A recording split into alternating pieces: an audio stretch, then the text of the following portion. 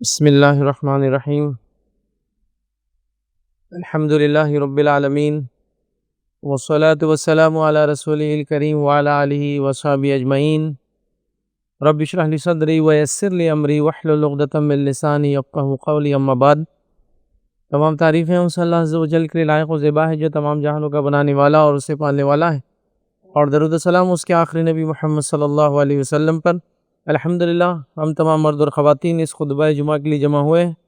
انشاءاللہ عزیز اس مختصر سے وقت میں جو عنوان ہمارا کڑی در کڑی ہم دیکھتے چلے آ رہے تھے، اور جس میں ہم نے فرشتوں پہ ایمان، رحمت کے فرشتے کن جگہوں پر نہیں آتے، اس کے بعد فرشتوں کے تعلق سے اور کچھ معلومات جس میں سے مخصوص طور سے مشہور فرشتے، ان کے نام اور ان کے کام ہم نے یہ دیکھے تھے۔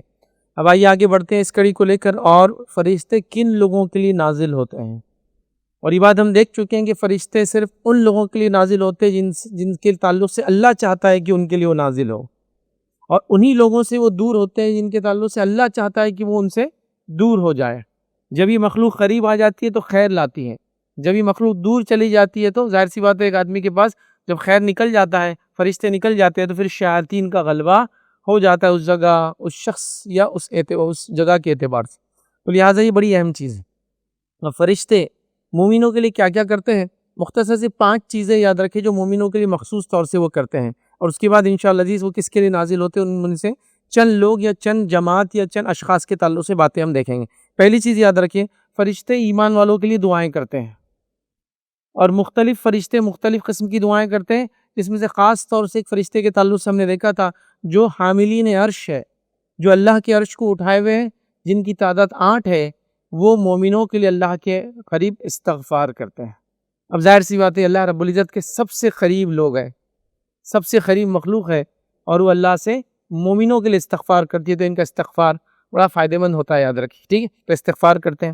دوسرا، یہ مومنوں کے لیے سفارش بھی کرتے ہیں، ابھی بھی کرتے ہیں عام دنوں میں، اور مخصوص طور سے بھی سفارش کریں گے قیامت کے دن، اس لیے کہ اللہ کے رسول صلی اللہ علیہ وسلم کی جو شفاعت ہے، اس کو بولتے ہیں شفاعت کبریٰ، جس کو اردو میں بولتے ہیں سفارش۔ جو بڑی سفارش ہوں گی اللہ رب العزت کے سامنے آپ کریں گے، آپ کی سفارش کے بعد شفاعتیں جو صغریٰ چالو ہوں گی، چھوٹی چھوٹی شفاعتیں ہوں گی، جس میں فرشتے، اللہ کے نیک بندے اور دیگر لوگ بھی سفارش کرنے والے، تو ان کی سفارش بھی کرنے والے مومنوں ابھی بھی کرتے ہیں، تب بھی کریں گے۔ تیسرا کام یاد رکھیے، وہ یہ کرتے ہیں کہ ان سے جو اللہ کے لیے دوستی کرنا اور مشکل مرحلوں میں ان کا ساتھ دینا۔ اللہ کے لیے فرشتے مومنوں سے دوستی بھی کرتے ہیں اور ساتھ میں دشمنی بھی کرتے ہیں، محبتوں کو بھی پھیلاتے ہیں، نفرتوں کو بھی پھیلاتے ہیں۔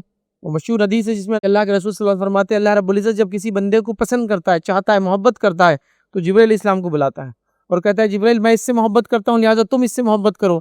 جبرائیل علیہ السلام دیگر فرشتوں میں جا کے کہتے ہیں چونکہ اللہ اس سے محبت کرتا ہے اور میں اس سے محبت کرتا ہوں، چونکہ اللہ محبت کرتا ہے، میں تمہیں حکم دیتا ہوں تم ان سے محبت کرو۔ اور پھر سارے فرشتے اس شخص سے محبت کرتے ہیں، پھر وہ فرشتے دنیا میں آ کے لوگوں کے دلوں میں اس شخص کی محبتوں کو ڈال دیتے ہیں۔ تو محبتیں اور نفرتیں ادھر سے آتی ہے، یاد رکھی، عزتیں اور ذلتیں اوپر سے اترتی ہے، یاد رکھی، اور وہ فرشتے لاتے ہیں۔ تو یہ مومنوں کے لیے دوستی کرتے ہیں، مومنوں سے ان کی مدد کرتے ہیں، ٹھیک ہے؟ انہیں غم اور پریشانی کی حالت میں تسلی دیتے ہیں۔ جب اللہ رب العزت قرآن میں فرماتا ہے کہ مومن جب استقامت اختیار کرتا ہے مصیبت میں، غم میں، دکھ میں، تکلیف میں، جنگ میں، جدال میں، نقصان میں، تو پھر اللہ ان کے لیے فرشتوں کو نازل کرتا ہے۔ اب وہ دکھتے نہیں ہیں لیکن وہ مومنوں کو تسلی دیتے ہیں، دل میں اطمینان ڈال دیتے ہیں، غموں کو دور کرتے ہیں، یاد رکھیں۔ تو یہ استقامت دیتے ہیں مومنوں کی عادت، انہیں غم اور پریشانی کی حالت میں مدد کرتے ہیں، مطلب اس کو دور کرتے ہیں۔ 5ویں چیز یاد رکھیے، ان کے لیے رحمتیں لے کر آتے ہیں، برکتیں لے کر آتے ہیں، خوشخبریاں لے کر آتے ہیں، یاد رکھیں۔ تو یہ سب یاد رکھیے فرشتوں کے مخصوص 5 چیزیں ہیں جو ابن آدم کے ساتھ وہ کرتے ہیں۔ اب آئیے چلیے آگے بڑھتے ہیں، یہ بات جاننے کے بعد کہ وہ اللہ کے حکم سے اترتے ہیں، اب آئیے وہ چیزیں یا ان جگہوں پہ یا وہ مجلس ہے یا وہ لوگ کون ہیں جن کے لیے فرشتے اترتے ہیں یا جن اعمال کی وجہ سے فرشتے اترتے ہیں۔ اب یہ جتنی باتیں ہیں جن اعمال کے لیے فرشتے اترتے ہیں، یہ کافی لمبی لمبی حدیثیں ہیں، یاد رکھیں، لیکن ساری حدیثیں بہت ہی معنی خیز ہیں۔ ویسے حدیث چاہے چھوٹی ہو چاہے بڑی ہو، وہ معنی خیزی ہوتی ہے، لیکن عموماً لمبی حدیثوں کو ہم شارٹ کر دیتے ہیں اور مفہوم بیان کر دیتے ہیں، لیکن یہاں ایسا موقع نہیں ہے کہ ہم مفہوم بیان کریں۔ میں چاہوں گا پوری کی پوری حدیثیں آپ کے سامنے رکھوں تاکہ یہ فرشتے کیوں اترتے وجہ پتہ چلے، اور ان اعمال کو کرنے کے لیے ہم لپکے، ان اعمال کے ہم حریص بنیں، وہ اعمال ہم زیادہ زیادہ کریں۔ تو آئیے ایک جو پہلی روایت میں آپ کے سامنے رکھوں گا، اللہ کے فرشتے ان مجلسوں کو گھیر لیتے ہیں جن مجلسوں میں، جن جگہوں پہ اللہ کا ذکر ہوتا ہے۔ اللہ کے ذکر سے مراد تلاوت قرآن، اللہ کے ذکر سے مراد مخصوص اذکار اور وظائف جو ثابت ہیں، اللہ کے ذکر سے مراد اس کے دین کے تعلق سے بات کا بیان کیا جانا، جہاں بھی یہ ہوتا ہے یہ فرشتے وہاں نازل ہو جاتے ہیں۔ تو لہٰذا ایسی مجلسوں میں، ایسی جگہوں پہ، ایسے لوگوں کے ساتھ ہم نے ایسے عمل کرنے چاہیے تاکہ فرشتے جمع ہوں۔ اور یہاں جو مخصوص طور سے فرشتے نازل ہوتے، خاص طور سے یہ جو روایت، یہ جو پوائنٹ ہے میرا پہلا، کہ اللہ کا ذکر جن مجلسوں میں ہوتا ہے، یہاں ایک فرشتہ، دو فرشتے نہیں، فرشتے ہجوم در ہجوم، صف در صف، طبقہ در طبقہ نازل ہوتے، اور اتنے ہوتے ہیں کہ مجلس جہاں ہوتی وہاں سے لے کر تو پہلے آسمان تک اپنے پروں سے اس مجلس کو گھیر لیتے ہیں۔ مطلب چوک در جوک انلمیٹڈ فرشتے آ جاتے ہیں۔ تو گویا ظاہر سی بات ہے اللہ کا ذکر بڑا افضل عمل ہے کہ اتنے فرشتے کہ مجلس جہاں سے چل رہی وہاں سے پہلے آسمان تک، پہلا آسمان کائنات کے بعد ہے، یاد رکھیے ہماری۔ ابھی ہم جس کائنات کو دیکھ پاتے ہیں وہ 300 بلین نوری سال، 300 بلین لائٹ ایئرز تک ابھی دیکھ پاتے ہیں۔ اس کے بعد بھی ابھی کائنات ہے، پہلا آسمان تو اس کے بعد ہے، پھر اس کے بعد دوسرا آسمان، پھر تیسرا، ایسا ہے۔ تو وہاں تک گھیر لیتے ہیں۔ بھائی وہ کیا عمل ہے؟ وہ ہے اللہ کا ذکر، جس کو ہم معمولی سمجھتے ہیں۔ اللہ کا ذکر جس کو زبان پہ لانا ذرا ہمارے لیے مشکل ہو جاتا ہے۔ اللہ کے ذکر میں چھوٹے سے چھوٹے کلمے سے لے کر بڑی سے بڑی چیزیں شامل ہیں جو ثابت ہے، یاد رکھیں۔ چھوٹے کلمات کے اندر سبحان اللہ، الحمدللہ، اللہ اکبر، ہے نا، اللہ کا سلام کرنا، ایک چھوٹے چھوٹے اذکار ہے یہ۔ پھر اس کے بعد اذکار اور وظائف ہے، اور یہاں مجلس کے تعلق سے جہاں لوگ جمع ہوتے ہیں، چونکہ یہ مجلس میں لوگ جمع ہوتے ہیں اور فرشتے نازل ہوتے، اللہ کو اتنی پسند ہے کہ پہلے آسمان تک فرشتے چلے جاتے ہیں، صرف چلے نہیں جاتے ہیں، یہاں ایک بہت بڑا ریوارڈ اور بدلہ بھی ملتا ہے اس کے بعد۔ وہ کیا ہے؟ پوری حدیث رکھ کر آپ کو سناتا ہوں۔ حدیث صحیح بخاری کی ہے۔ نبی اکرم صلی اللہ علیہ وسلم فرماتے اور کہتے ہیں کہ اللہ کے رسول صلی اللہ علیہ وسلم فرماتے اور کہتے ہیں کہ اللہ کے کچھ فرشتے ایسے ہیں جو راستوں میں پھرتے ہیں اور اللہ کی یاد کرنے والوں کو تلاش کرتے ہیں۔ راستوں میں پھرتے ہیں، ہر جگہ موجود ہے، مطلب وہ ابھی بھی موجود ہیں، ہم کو بھی سن رہے ہیں، تو پھرتے رہتے ہیں، ٹھیک ہے، اور راستوں میں پھرتے رہتے ہیں اور اللہ کی یاد کرنے والوں کو تلاش کرتے ہیں۔ اب یاد مجلس میں ہو رہی ہے، گروپ میں ہو رہی ہے، انڈیویجول ہو رہی ہے، اس کو تلاش کر رہے ہیں وہ لوگ، ٹھیک۔ پھر اللہ کے رسول صلی اللہ علیہ وسلم فرماتے ہیں تلاش کرتے ہیں، پھر جہاں وہ کچھ ایسے لوگوں کو پاتے ہیں جو اللہ کا ذکر کرتے ہیں تو ایک دوسرے کو آواز دیتے ہیں، آؤ ہمارا مطلب حاصل ہو گیا ہے۔ تو جب وہ دیکھ لیتے کسی مجلس کو جہاں اللہ کا ذکر ہو رہا ہے تو فوراً ایک دوسرے کو آواز دے کر کہتے ہیں آ جاؤ ہمارا مطلب حاصل ہو گیا، مطلب جس کام کے لیے نکلے تھے کہ اللہ کے ذکر کرنے والے بندوں کو ڈھونڈیں گے، مل گئے ہو، پھر وہ دوسرے بھی جمع ہونا چالو ہو جاتے ہیں، ٹھیک ہے۔ پھر وہ پہلے آسمان تک اپنے پروں سے اوپر جو ایک منڈپ جیسا بنا دیتے ہیں، اور جو جمع ہوتے ہیں اتنے جمع ہوتے ہیں کہ وہ مجلس جہاں ذکر ہو اللہ کا وہاں سے لے کر تو پہلے آسمان تک اس مجلس کو گھیر لیتے ہیں۔ تو اللہ کا ذکر بہت بابرکت چیز ہے، یاد رکھیں، ٹھیک ہے۔ پھر جو ہے ختم پر اپنے رب کی طرف چلے جاتے ہیں، جب وہ مجلس ختم ہو جاتی ہے تو وہ نکل کر اپنے رب کی طرف چلے جاتے ہیں، اللہ تعالیٰ کی طرف چلے جاتے ہیں۔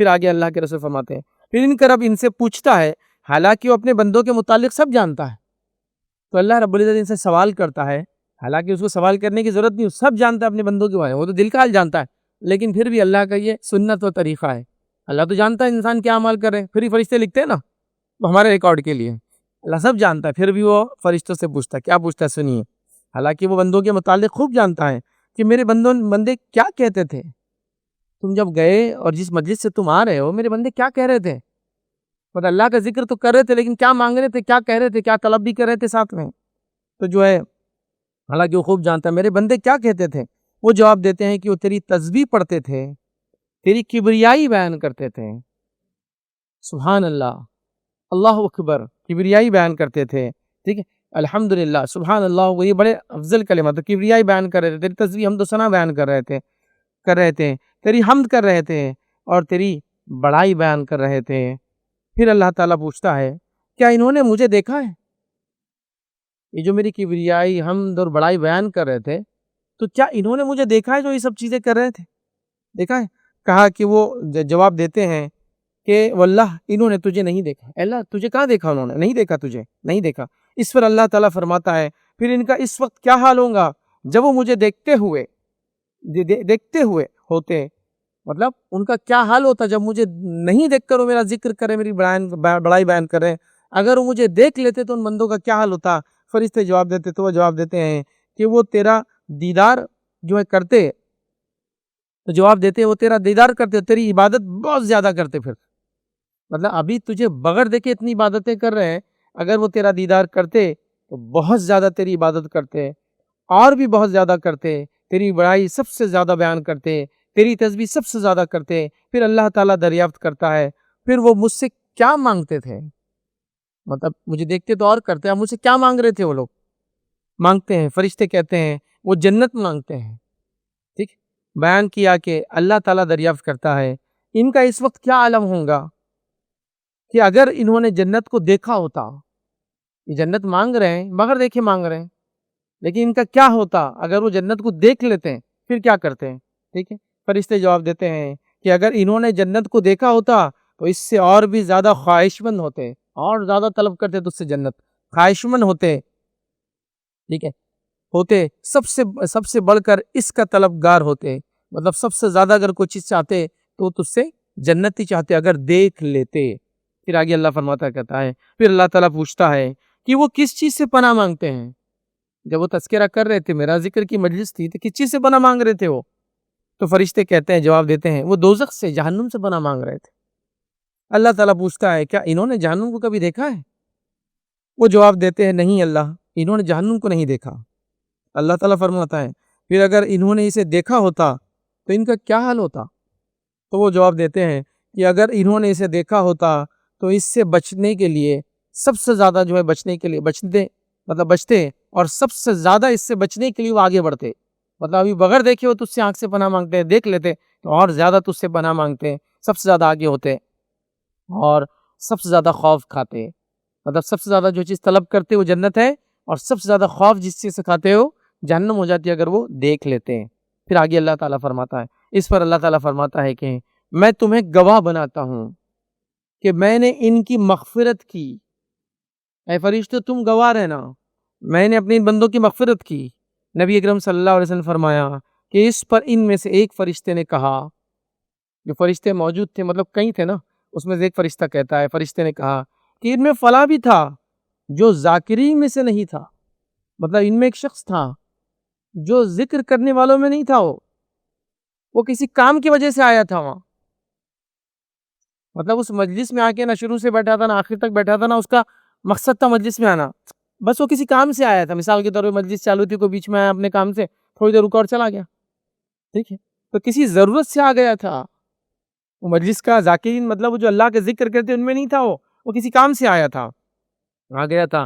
اللہ تعالیٰ ارشاد فرماتا ہے کہ ذاکرین وہ لوگ ہیں، مطلب جو اللہ کا ذکر کر رہے تھے ادر کی، یہ وہ لوگ ہیں جن کی مجلس میں بیٹھنے والا بھی نامراد نہیں رہتا ہے. مطلب میں نے بخش دیا تو یہ بھی اس مغفرت میں شامل ہے جو صرف آیا تھا اپنے کام سے اور چلا گیا، انکلوڈ کر لو اس کو بھی اندر. چونکہ یہ جو مجلس ہے عام مجلس نہیں، جو اللہ کا ذکر کر رہے ہیں جو ہے، تو وہ جو ہے نامراد نہیں رہتا، مطلب اس کی بھی مغفرت کر دی جائیں گی. تو ہم دیکھ رہے ہیں اس حدیث کے اندر جس مجلس کے لیے، جن لوگوں کے لیے فرشتے نازل ہوتے ہیں، ان کے اندر وہ لوگ جو اللہ کا ذکر کرتے ہیں. فرشتے صرف نازل نہیں ہوتے ہیں، جو وہ مانگ رہے تھے اللہ تعالیٰ اس وجہ سے ان کو عطا کر دیتا ہے. جس چیز سے بچنا چاہ رہے تھے اللہ تعالیٰ اس سے بچا لیتا ہے. اور اس مجلس کی فضیلت یہ ہے کہ اس مجلس میں صرف آ کر جانے والا بھی مغفرت کو حاصل کر لیتا ہے. تو اللہ کا ذکر اور اللہ کے نیک بندوں کی مجلسوں کی فضیلت پتہ چلتی ہیں. دو باتیں پتہ چل گئی، ایک تو اللہ کے ذکر کی فضیلت پتہ چلی، دوسرا اللہ کے نیک بندے جہاں جمع ہوتے ہیں وہاں ہمارے لیے بھی جمع ہونا بے حد ضروری ہے. چاہے ہمیں کوئی کام ہو یا نہ ہو، کبھی چلے جائیں، اگر موقع مثال کے تو مصروفیت ہوتی وغیرہ، چلے جایا کریں. یہ بہت بڑی بات ہے ادر کی. اسی پر حدیث پر ایک واقعہ مجھے یاد آ رہا ہے. میرا ایک سفر ہوا تھا، اور سفر میں میں جو ہے یو کے گیا تھا. تو اسکپٹن نامی ایک شہر تھا جہاں میرا ایک پروگرام تھا. اس پروگرام میں وہاں گیا تو وہاں جنرلی پروگرام 15 سے 20 منٹ کے ہوتے، اس سے بڑی کوئی تقریر وغیرہ نہیں ہوتی. بڑے سے بڑا اجتماع بس 15-20 منٹ تقریر، اس کے بعد ختم، وائنڈ اپ ہو جاتی چیزیں. تو وہاں گئے، مغرب کے بعد پروگرام تھا، میں نے پروگرام لیا، اور اس پروگرام کے اندر ایک شخص میرے بالکل سامنے بیٹھا تھا جس کو دیکھ کر مجھے پورا یقین تھا کہ اس کو اردو نہیں آتی. میری تقریر اردو میں تھی اور اس کو اردو نہیں آتی، مطلب وہ کہ انگریز تھا. جب پروگرام ختم ہو گیا تو میں نے کسی سے پوچھا کہ یہ صاحب جو بیٹھے تھے کیوں بیٹھے؟ تو کہا یہ ہماری مسجد کے مؤذن ہیں، 20 سال سے الحمدللہ مؤذنی کر رہے ہیں، 56 سال کی عمر میں انہوں نے اسلام قبول کیا تھا، ابھی 76 سال کی عمر میں ہے، 20 ایئر سے کر رہے ہیں۔ لیکن اس آدمی کو دیکھ کے مجھے لگا 40 سال کا آدمی ہوگا، چونکہ بال بلونڈ تھے تو بال سفید ہوتے ہی نہیں ہے تو سمجھ میں بھی نہیں آتی عمر، ہیلتھ وغیرہ اچھی تھی۔ تو پھر جب ان سے سوال کیا، میں اس سے سوال کیا، میں نے کہا آپ اتنی دیر سے میری تقریر میں بیٹھے تھے، کیا سمجھا اور کیوں بیٹھے تھے؟ سبحان اللہ، اس نے کیا جواب دیا معلوم؟ میں اس تقریر میں صرف اس لیے بیٹھا تھا کہ اللہ کی رسول صلی اللہ علیہ وسلم کی جو حدیث ہے کہ اللہ کا ذکر جن مجلسوں میں ہوتا ہے تو اللہ تعالیٰ صرف اس میں آنے والے کو یوں ہی آنے والے کی مغفرت کر دیتا ہے۔ میں نے سوچا میرے صرف 15 to 20 منٹ جانے والے، لیکن شاید میں بھی مغفرت کا حصہ بن جاؤں، صرف اس خاطر بیٹھا تھا۔ تو نہ اس کو میری زبان سمجھی، نہ وہ درس کا کوئی اس کو حصہ سمجھا، اس نے صرف اس حدیث کی فضیلت حاصل کرنے کے لیے ایک غیر زبانی لیکچر میں بیٹھا اور اس کو سن کر اٹھا۔ تو اللہ کے ذکر کی مجلسیں، اس کی برکتیں ہی ایسی ہے۔ لیکن بڑی تعجب کی بات ہے، ہمارے پاس مجلسیں برائی کی، غیبتوں کی، چغلی کی، گیٹ ٹوگیدر کی، بہت سال بعد ملے، بیچلرز کی، اماں ڈمک ایک لسٹ بنا لیجیے، وہ سب ہوتی ہے۔ اللہ کے ذکر کے لیے کبھی کوئی خاندان جمع نہیں ہوتا ہے۔ ذکر سے مراد ہی نہیں کوئی مجلس جمع کی ایک آدمی چلا اللہ اکبر، سب چلا اللہ اکبر، وہ نہیں، مانا یہ کہ بھائی چلو ابھی جمع ہوتے ہیں پورا فیملی کچھ دینی بات کرنے کے لیے، ہم لوگ گیٹ ٹوگیدر کرتے ہیں، لیکن اصل گیٹ ٹوگیدر سے پہلے ہم کوئی تقریر رکھیں گے تاکہ اس مجلس کا فائدہ اٹھائے، پھر بعد میں گیٹ ٹوگیدر بھی ہوں گا، کھانا بھی ہوں گا، سب رکھو نا بند، لیکن یہ فائدہ کہاں ملیں گا اگر آپ دوسرے انٹینشن سے کوئی مجلس رکھیں۔ تو ہمارے مجلسوں کو ذکر کی مجلس سے بنا دیجئے، اپنے جمع ہونے کو ذکر کے لیے جمع ہونا بنا دیجئے، تاکہ ان مجلسوں کو فرشتے گھیر لیں اور ان کی فضیلت میں ہم بھی شامل ہو جائے۔ یاد رکھیں تو کتنی بڑی فضیلت ہے، یاد رکھیے اللہ کے ذکر کی، تو اس کو معمولی مت سمجھیے۔ نبی اکرم صلی اللہ علیہ وسلم نے ان مجلسوں کو بیکار بتایا اور لغو بتایا جن میں لوگ جمع تو ہو لیکن اللہ کا ذکر جہاں نہیں ہو۔ آپ اپنے بزنس کے لیے بھی جمع ہوئے ہیں تو اللہ کے ذکر سے شروع کیجئے بات کو، پھر بزنس کی بات کیجئے۔ تو یہ مجلس بھی اللہ کے ذکر سے شروع ہوئی، خاتمہ اللہ کے ذکر پہ کر دیجئے، ہو گیا، یہ بھی اس کا ہی فائدہ لیجئے۔ آپ ہر مجلس کو آپ اللہ کا ذکر میں کنورٹ کر دیجئے، اس کے بعد آگے پیچھے آپ کے نفع اور فائدہ مند چیزیں بھی آپ کیجئے، لیکن یہ بڑی بات ہے۔ لیکن ہمارے پاس لوگ جمع ہوتے ہیں، اللہ کے ذکر کو چھوڑ کر سب ہوتا ہے، بلکہ جب ملتے ہیں تو مجلس سلام سے بھی شروع نہیں ہوتی، اور کیا چل رہا سے شروع ہوتی ہے، اور کیا حال ہے اس سے شروع ہوتی ہے۔ یہاں سے شروع کر سکتے ہیں آپ کہ السلام علیکم فلاں چیز ہے، یا کوئی میں مجلس شروع کر رہا ہوں الحمدللہ رب العالمین والصلاۃ، اللہ کے ذکر سے شروع کر رہا ہوں۔ آج ہم جمع ہوئے تو آج ہمارا جمع ہونے کا مقصد تھا گیٹ ٹوگیدر، ہم بہت سالوں بعد ملے، اتنی زندگی اللہ نے دی، کچھ ساتھی ہمارے چلے گئے، اللہ کے ذکر سے شروع کیجئے، پھر آپ کا جو کام تھا وہ بھی کیجئے، اس سے ممانعت نہیں ہے۔ کھانے کی مجلس تھی، فیملی کا گیٹ ٹوگیدر تھا، لیکن اللہ کے ذکر سے ہو۔ اللہ کے ذکر سے خالی مجلسیں آخر میں یا آخرت میں حسرت کی وجہ بنیں گی، آخرت میں پریشانی کی وجہ بنیں گی، آخرت میں ندامت کی وجہ بنیں گی، یاد رکھیں۔ لہٰذا یہ بڑی اہم چیز ہے۔ تو آئیے، بڑی فضیلت ہمیں پتہ چلی ذکر کی۔ آئیے دوسری مجلس یاد رکھیے، یا دوسرے وہ لوگ جن کے لیے فرشتے نازل ہوتے ہیں، ان میں کون لوگ ہیں؟ مسجد میں قرآن پڑھنے والوں پر اللہ کے فرشتے نازل ہوتے ہیں۔ جیسے قرآن جب آپ پڑھتے فرشتے نازل ہوتے، یاد رکھیے، وہ عام حالات میں آپ گھر پہ بھی پڑھیں گے تو ہوں گے، لیکن مجلس کی خاص فضیلت ہے۔ اکیلے میں بھی نازل ہوتے ہیں۔ جب ایک صحابی کا مشہور واقعہ آپ نے دیکھا، وہ قرآن پڑھ رہے تھے اور وہ کہتے ہیں کہ قرآن پڑھ رہا تھا اور یہ تہجد کا وقت تھا، فجر سے پہلے کی بات تھی، تو آسمان میں ایک بادل آیا جس میں چمک تھی، اور اس چمک کی وجہ سے قرآن پڑھ رہا تھا، سوچ تلاوت کو لمبی کروں، لیکن میرا گھوڑا بھدکنے لگا اور میرا چھوٹا بچہ وہاں سو رہا تھا، مجھے ڈر لگا وہ بھدکیں گا تو کوئی بچے کے اوپر پیر نہ رکھ دے، تو میں نے جلدی ختم کیا۔ جب نماز کو ختم کر کے اوپر دیکھا تو ایک سفید بادل تھا جو اوپر چلا گیا۔ پھر اللہ کے رسول صلی اللہ علیہ وسلم نے فرمایا وہ سکینت تھی، سکینت، فرشتے جو لے کر نازل ہوتے ہیں، وہ سکینت تھی۔ تو یہ انڈیویجول اللہ کے ذکر کا ہی تذکرہ ہے نا، تو سکینت تھی۔ لیکن اگر مجلس میں پڑھا جائے، وہ قرآن ہی پڑھ رہے تھے، مجلس میں پڑھا جائے تو اس کے اور فضائل یاد رکھیے۔ آئیے نبی اکرم صلی اللہ علیہ وسلم کیا فرماتے ہیں، حدیث جو ہے لمبی ہے، اس کا ایک حصہ میں آپ کے سامنے رکھتا ہوں۔ آپ صلی اللہ علیہ وسلم فرماتے اور کہتے ہیں، اور فرماتے ہیں جب لوگ اللہ تعالیٰ کی کتاب پڑھتے ہیں اور پڑھانے کے لیے اللہ تعالیٰ کے گھروں میں سے کسی گھر میں جمع ہوتے ہیں، جب لوگ اللہ کی کتاب کو پڑھنے پڑھانے، ہمارے علاقوں میں ہم کہیں گے پڑھنے پڑھانے کے علاوہ سمجھنے سمجھانے بھی جمع ہونا پڑے گا ہم کو، کیونکہ ہم کو سمجھ نہیں آتی، وہاں پڑھ رہے پڑھا رہے تو ان کو سمجھ میں بھی آ جاتی، تو ہم لوگ پڑھ رہے پڑھا رہے اور سمجھ بھی رہے، وہ مجلسیں بھی اس کے اندر انکلوڈ ہو جائیں گی جہاں سمجھا بھی جا رہا ہے۔ تو وہ مجلس ہے جہاں اللہ کی کتاب پڑھنے اور پڑھانے کے لیے اللہ کے گھروں میں سے کسی گھر میں جمع ہوتے ہیں، اللہ تعالیٰ ان پر رحمت، اللہ تعالیٰ کی رحمت ان پر اترتی ہے، جو انہیں ڈھانپ لیتی ہے، فرشتے انہیں گھیر لیتے ہیں اور اللہ تعالیٰ فرشتوں میں ان کا ذکر کرتا ہے۔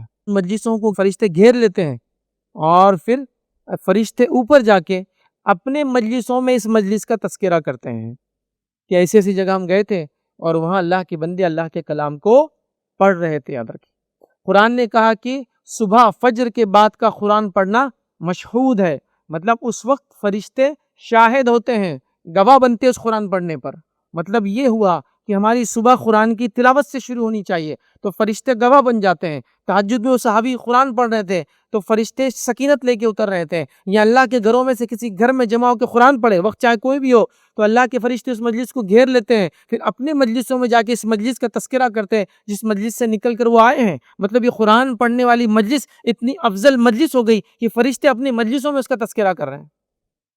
کسی عام انسان کا تذکرہ ہر جگہ نہیں ہوتا ہے نا، کسی خاص انسان کا تذکرہ ہر جگہ عام اور خاص جگہ ہوتا ہے، تو آپ خاص بن گئے اللہ کا کلام پڑھنے سے۔ اور اللہ کا کلام کی خصوصیت ہی یہ ہے، یاد رکھیں، اس کی خصوصیت ہی یاد رکھیں، یہ جس امت پر نازل ہوا وہ امت سب سے آخری ہونے کے باوجود بھی سب سے پہلے جنت میں جانے والی ہے۔ یہ جس رات نازل ہوا وہ رات 1000 مہینوں سے افضل بن گئی۔ آپ سمجھ رہے ہیں؟ یہ قرآن چیز ہی ایسی، یاد رکھیں۔ لیکن کتنی تعجب کی بات ہے، ہم اللہ کی مسجدوں میں اللہ کا کلام پڑھنے جمع ہی کہاں ہو رہے ہیں۔ مسجدوں کے مقاصد میں سے ایک اہم مقصد ہے اللہ کا ذکر، مطلب نماز یہاں پڑھی جائے، پھر اللہ کا ذکر، قرآن کی تلاوت ہو، قرآن کا سیکھنا سکھانا ہو، ذکر و اذکار ہو۔ لیکن اب مسجدیں ہمارے ذکر و اذکار کے لیے کہاں استعمال ہوتی ہیں؟ ابھی وقت ہی نہیں ہمارے پاس۔ نماز اگر ہو گئی اور اس کے بعد جو سیاست مسجدوں کی اگر وہ چل گئی تو پھر دیکھا جائیں گے اس کے بعد اور کیا ہو سکتا ہے۔ اور پھر مسجدوں کا حال بھی یہ کہ کھلتی ہے نماز سے، اذان سے 5 منٹ پہلے، اور بند ہو جاتی ہے۔ اگر لوگ عشاء میں آ جائے اور لمبی نمازیں پڑھ رہے پوری ختم کرے تو وہ مؤذن صاحب بولتے ہیں یار جلدی نکلے تو اچھا ہے، بند کر کے جانا ہے۔ تو نہ وہ کھل رہی ہے نہ بند ہو رہی ہے اللہ کے ذکر کے لیے کہ لوگ کبھی بھی آئے، بند کر دی جا رہی ہے۔ نہیں بھائی فلاں مسئلہ ہے، فلاں مسئلہ ہے، فلاں مسئلہ ہے، ٹھیک ہے رات میں بند کرنا پڑ رہا ہے، حفاظتی مسئلہ ہے، سمجھ میں آ رہا ہے، دن بھر بھی بند ہے، طہارت خانے بند، مسجد بند، ہر چیز بند، نہیں کچھ نہیں، مسجد نماز ہوگی مطلب مسجد کا پرپز ہی ختم کر دیا ہم نے۔ مسجد اللہ کا گھر ہے، اور نبی اکرم صلی اللہ علیہ وسلم کے زمانے میں مسجد ہر چیز کے لیے استعمال ہو رہی تھی، ہر چیز کے لیے دن رات کھلی تھی اور ہر چیز کے لیے استعمال، مطلب وہ سینٹر تھی پورے اس علاقے کے، ہر چیز اس وہاں سے طے ہوتی تھی کہ اب دین اور دنیا میں امت کہاں آگے بڑھیں گی۔ ابھی مسجد و مرکزی حیثیت ہو چکی ہے، یاد رکھیں، یہاں وہ سب کام نہیں ہوتے، یاد رکھیں۔ نبی اکرم صلی اللہ علیہ وسلم کے زمانے کی مسجد لیکن ایسی تھی، اور جتنی مساجد اس زمانے میں تھی مسجد نبوی کے علاوہ سب ایسی تھی، وہ ملٹیپل پرپس سرو کرتی تھی نماز کے علاوہ، اور وہ کمیونٹی سینٹر تھی وہ لوگوں کے لیے کہ لوگوں کے دین اور دنیا کے سارے مسائل وہاں حل ہوتے تھے۔ بہرحال وہ جب کھلی تھی تو لوگ آ رہے ہیں، قرآن بھی پڑھ رہے ہیں، تلاوت ہو رہی وغیرہ ہو رہی، تو مسجدوں کو یاد رکھیے آنا، اس میں مخصوص تلاوت کرنا، اس کی فضیلت یہ کہ فرشتے اس کو گھیر لیتے ہیں۔ ویسے انفرادی طور سے کرے بھی تو میں نے رکھ دیا، فرشتے اس مجلس کو گھیر لیتے ہیں، لیکن قرآن خاص طور سے اگر یہ کریں گے تو اس کے بڑے فائدے ہیں۔ تو قرآن سے اپنا رابطہ ہم قائم کریں، ہمارے گھروں میں فجر میں قرآن پڑھا جائے، ہم مسجدوں میں جب بھی آئے تو تھوڑا وقت نکال کے قرآن پڑھنے کی جو ہے کوشش کریں، ہم گھروں میں جہاں رہتے ہر جگہ قرآن کی تلاوت ہو، بلکہ دن کی ابتدا قرآن کی تلاوت سے ہونی چاہیے۔ لیکن افسوس ساتھ کہہ رہا ہوں، ویسے تو بات قرآن کی تلاوت کی اور فرشتوں کی نازل ہونے کی ہو رہی ہے، لیکن جب فجر ہی نہ ہو گھر کے اندر تو کیا تلاوت قرآن ہوں گی صبح، اور کیا وہ صبح ہوں گی، اور کیا دن کا معاملہ ہوں گا؟ بہت تعجب خیز چیز ہے۔ بہرحال آگے بڑھتے ہیں۔ تیسری چیز یاد رکھیں، جب فرشتے نازل ہوتے کن لوگوں کی نازل ہوتے یاد رکھیں، تو آئیے فرشتے اس شخص کے لیے بھی نازل ہوتے، یا فرشتہ ایک فرشتے کے تعلق سے حدیث میں الفاظ ہے، وہ اس شخص کے لیے بھی نازل ہوتا ہے جب بندہ رات میں سوتے وقت یاد رکھیے آیت الکرسی پڑھ کر سوتا ہے تو ایک فرشتہ اس کی حفاظت کے لیے صبح تک اپوائنٹ کر دیا جاتا ہے۔ حدیث لمبی ہے لیکن انٹرسٹنگ ہے۔ واقعہ اس طرح سے ہے، ابو ہریرہ رضی اللہ عنہ فرماتے ہیں کہ زکوٰۃ کی کھجوریں آئی ہوئی تھی اور مجھے اس کی حفاظت پر تعینات کیا گیا تھا، تو میں رات کے وقت ان کھجوروں پہ تعینات، مطلب رات میں وہ جاگ رہے تھے کھجوروں کی حفاظت پروٹیکشن کرنے کے لیے۔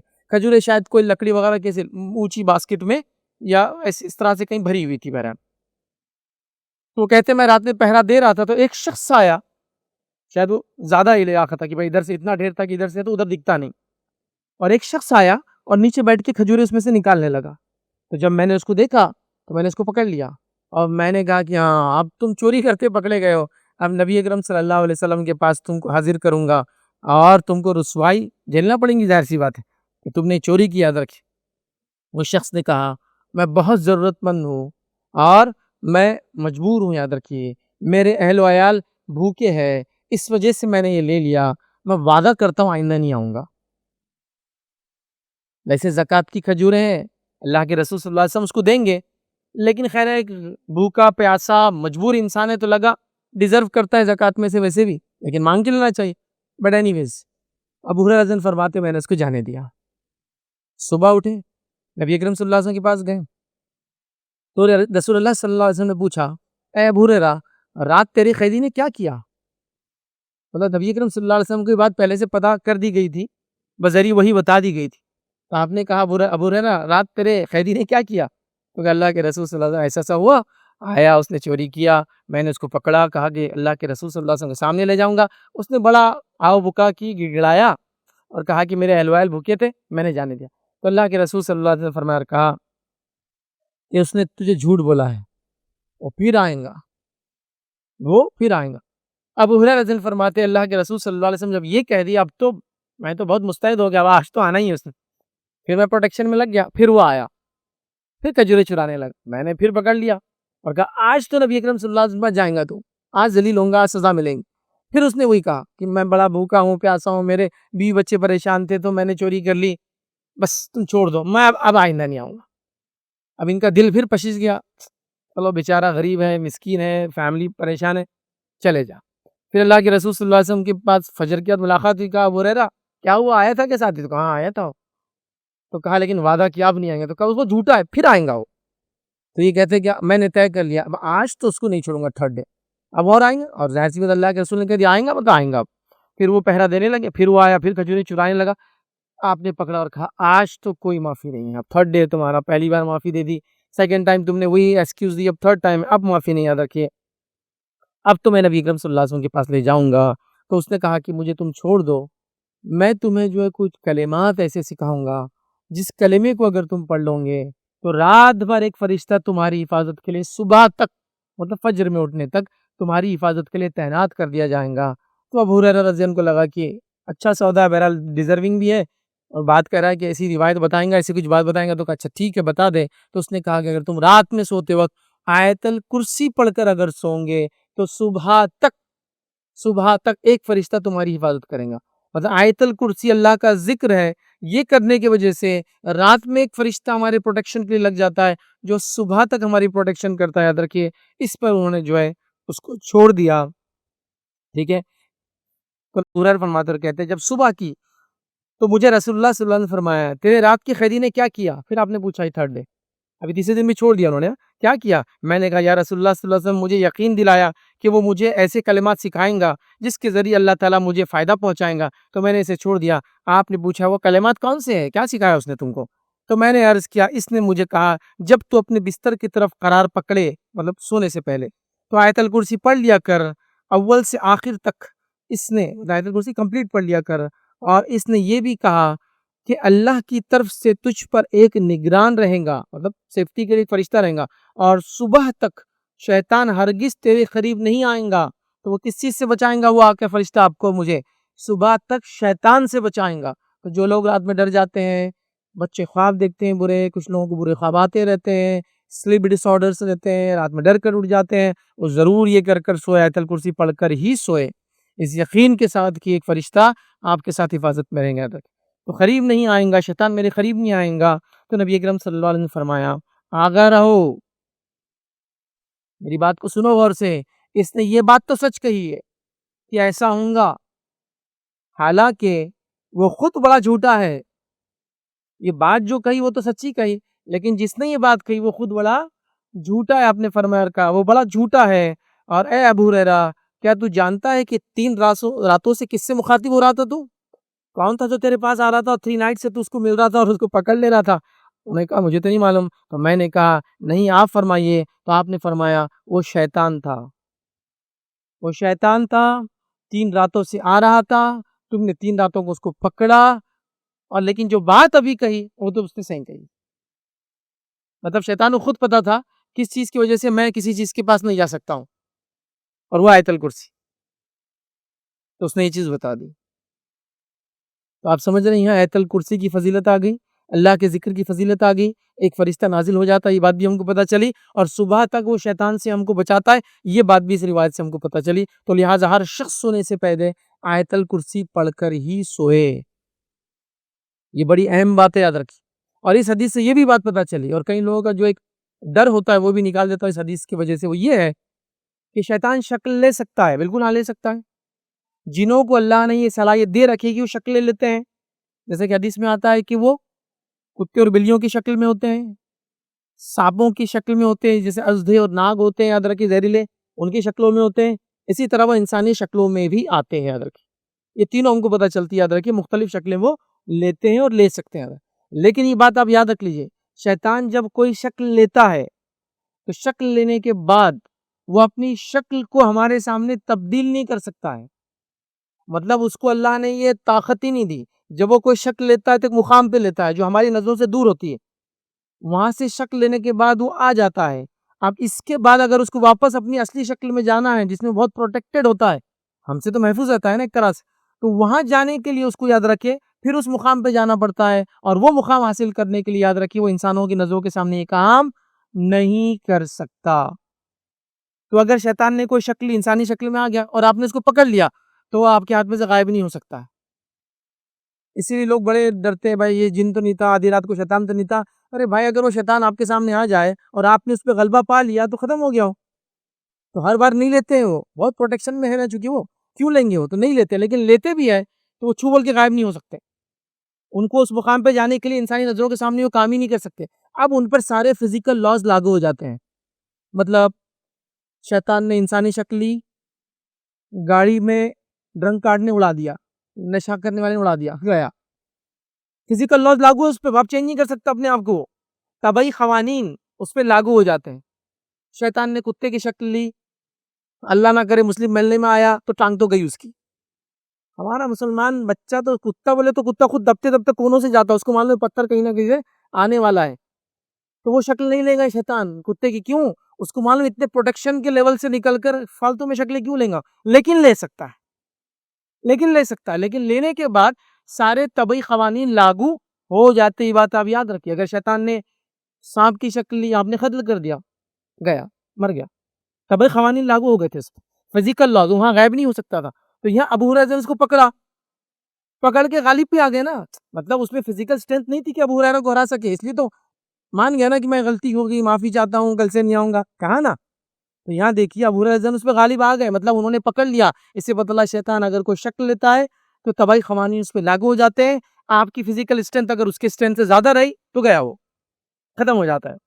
تو لہٰذا عموماً وہ یہ کام نہیں کرتے, لیکن خصوصاً ایسا وہ کر سکتے ہیں. یہ بات کو بھی آپ یاد رکھیے. اور یہاں اس نے انسانی شکل لی, یہ بات یہاں بہرحال حدیث کے اندر آ گئی. لیکن اگر وہ شکل لیتے ہیں تو اس میں گھبرانے کی کوئی چیز نہیں, یاد رکھیے. وہ پھر آپ کے طاقت سے کم اس کی طاقت ہے تو وہ پھنس گیا, یاد رکھیے. اس کی اسٹرینتھ پھر وہ نہیں, اور وہ اپنی شکل کو تبدیل کرنے کے لیے اس کو محنت لگتی ہے, ایک مقام پہ جانا پڑتا ہے, اس مقام پہ وہ شکل بدل کے آ سکتا ہے. اور یہاں اس نے جو بات کہی, یاد رکھیے, جس پہ اللہ کے رسول صلی اللہ علیہ وسلم کی مہر ہے, یاد رکھیے.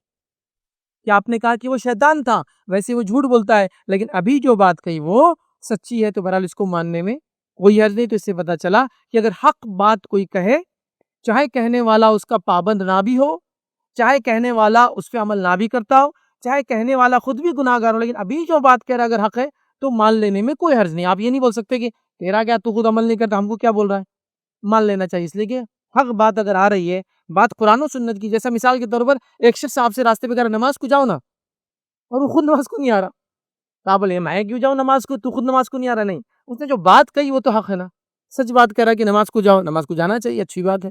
لیکن آپ بھی بول سکتے بھائی صاحب آپ بھی تو چلیے, ہاں میں ٹھیک ہے انشاءاللہ آتا ہوں وغیرہ, لیکن اسے ابھی جو بات کہی بات تو اس کی صحیح ہے, ماننے میں کوئی حرج نہیں, اس لیے کہ وہ بات صحیح کہہ رہا ہے. تو اس بات سے ایک اصول بھی پتہ چلا کہ اگر حق بات کوئی کہہ رہا ہے, یاد رکھیے, تو اس بات کو لینے میں کوئی حرج نہیں, حالانکہ بولنے والا خود اس کا حامل نہیں ہوں گا یا اس سے عمل نہیں کرتا ہوں. جیسے کوئی نان مسلم آپ سے کبھی کہہ دے بھائی تو مسلمان ہے, نماز کیوں نہیں پڑھتے, آپ یہ تھوڑی بول سکتے تیرے کو کیا کرنا ہے, تیرے مذہب کا تو دیکھنا. بات تو صحیح کر رہا ہے کہ میں نے نماز پڑھنا چاہیے ایز اے مسلم, ماننے میں کوئی حرج نہیں, چونکہ وہ بات حق کی کہہ رہا ہے, صحیح بات کہہ رہا ہے. تو اس سے یہ بات بھی ایک پتہ چل یاد رکھے. تو انشاءاللہ اسی پہ ہم بات کو ختم کریں گے. اگلی بار ہم کچھ اور مجلس سے اور لوگ اور واقعات دیکھیں گے جس میں فرشتے جن لوگوں کے لیے اترے ہیں اور ان کا اترنا ہمارے لیے خیر کا باعث ہوتا ہے. یہ باتیں ہم جانتے ہیں اور یہ اللہ کے حکم سے ہی اترتے ہیں. اللہ کے حکم کے بغیر فرشتے اترتے نہیں ہیں. تو لہٰذا ہمیں کوشش کرنا چاہیے ان تمام اعمال کو ہم اپنے گلے سے لگائیں. تو آج ہم نے 2-3 اعمال دیکھے جس میں سے پہلا ہم نے دیکھا ذکر کی مجلس سے ہم جمائیں. دوسرا عمل ہم نے دیکھا تلاوت قرآن مسجد میں ہم کریں. تیسرا ہم نے دیکھا یاد رکھیے آیت الکرسی پڑھ کر سونے سے فرشتہ نازل ہوتا ہے اور ہماری حفاظت بھی کرتا ہے. اسی پہ اپنی بات کو ہم ختم کریں گے. اللہ رب العزت سے دعا ہے کہ اللہ سبحانہ تعالیٰ ہر اس اعمال کی ہمیں توفیق دے جن اعمال کے ذریعے وہ راضی ہوتا ہے اور اس ہر عمل سے ہماری حفاظت کرے یا اس سے دور رکھے جو اعمال اے اللہ تجھے ناراض کرتے ہیں یا جس پہ تیری ناراضگی ہوتی ہے. اللہ رب العزت ان اعمال کو کرنے کی ہمیں توفیق عطا فرمائے جن اعمال کے کرنے سے فرشتے ہم پہ نازل ہوتے ہیں اور فرشتوں کے ذریعے اللہ رب العزت ہمیں خیر و برکت عطا فرمائے. جب تک ہمیں زندہ رکھے ایمان اور اسلام پر زندہ رکھے. خاتمہ ایمان پر ہو. وآخر دعوانا الحمدللہ رب العالمین. سبحان ربک رب العزت عما یصفون وسلام علی المرسلین والحمدللہ رب العالمین.